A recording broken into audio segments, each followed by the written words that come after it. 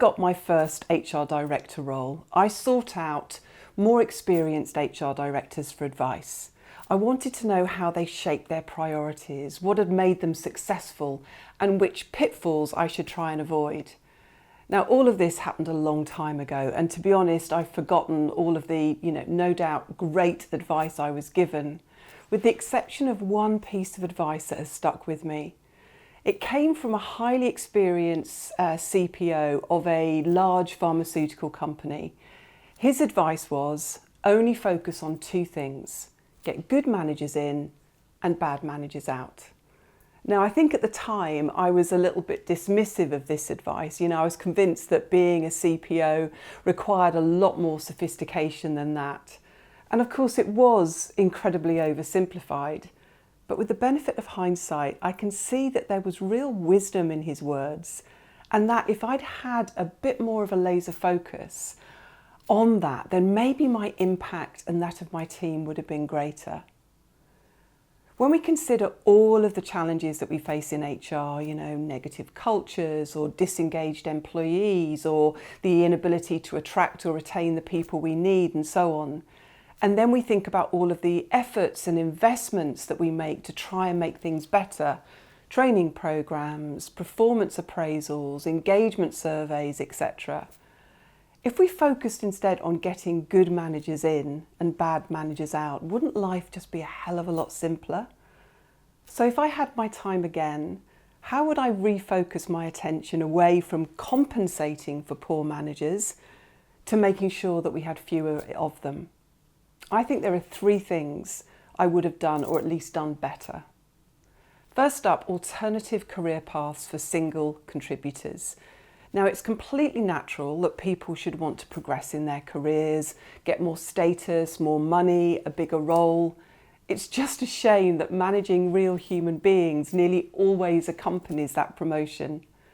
I've been lucky enough to work with some brilliant engineers, lawyers, journalists, media execs and so on, who simply because they were brilliant meant that they got promoted and given a team of people to manage. But being brilliant technically is not a guarantee that they're going to be good at managing people. In fact, for some, maybe many, their technical brilliance actively works against them when it comes to people leadership. Leading people well requires being comfortable with no longer being the star, but getting your sense of value from seeing others grow and develop. The alternative career path for individual contributors, where technical experts get to achieve progression and promotion without having to manage other human beings. Well, it's been talked about for a while, but it's still in the minority. But there are some recent positive examples that can be found at Shopify and Microsoft, for example.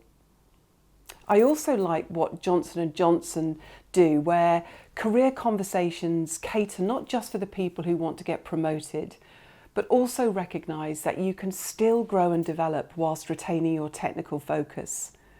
At J&J, they ask the question, what are you going to do to become an even deeper specialist in your field, to ensure that this focus on mastery is perceived as having value? Secondly, check to make sure they really want to manage people. When interviewing people for a leadership role, I wish I'd spent much more time on establishing whether they really wanted to lead human beings and assessing whether they had the right attributes. At Google, they asked potential people managers whether they really want to manage people. And if there's any hesitation, they try and steer them away from it to an alternative career path. I wish, that I'd asked more questions at interviews such as, can you give me an example of how you helped a struggling team member improve their performance? Or tell me about a difficult conversation you've had with an employee. How did you handle it? Or can you share an example of how you've helped someone progress in their career? These types of questions would have given me at least some indication about their abilities. And I would have spent more time on leadership scenarios to assess their intrinsic motivation to lead people. Scenarios that looked at the key elements of leading people, such as the ability and willingness to coach, how they might resolve conflict, how they would handle difficult feedback or resistance to change, their approach to delegation and leading through uncertainty. You know, I know that I didn't spend nearly enough time on probing these attributes during interviews. By the way, if you want some great scenarios to probe for leadership attributes, just ask ChatGPT to write you some. A major airline also introduced bottom-up succession planning, where in addition to the traditional top-down approach, they asked their employees to name the people they would like to be led by, resulting in identifying people with great people leadership potential who may have been less visible, mainly due to perhaps their lower egos. Finally, I wish I had been tougher around accountability for people leaders to be good at it.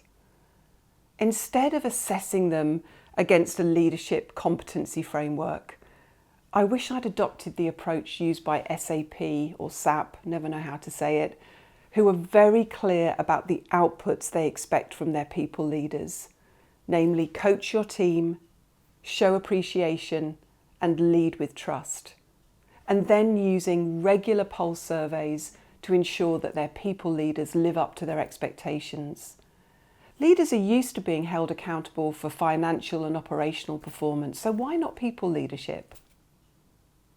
So whilst good managers in, bad managers out might be a bit of an oversimplified job description for HR, I'm convinced that it should be a bigger focus area for us. If we can reduce the numbers of poor people leaders through alternative career paths, more rigorous selection, promote the ones who are better at it and maintain standards through keeping a spotlight on their performance as people leaders, then so much of the work that we do in HR to compensate for the weaker ones would be unnecessary. Hi, and thanks for watching. If you found it useful, make sure you subscribe and turn on notifications to get more videos like this.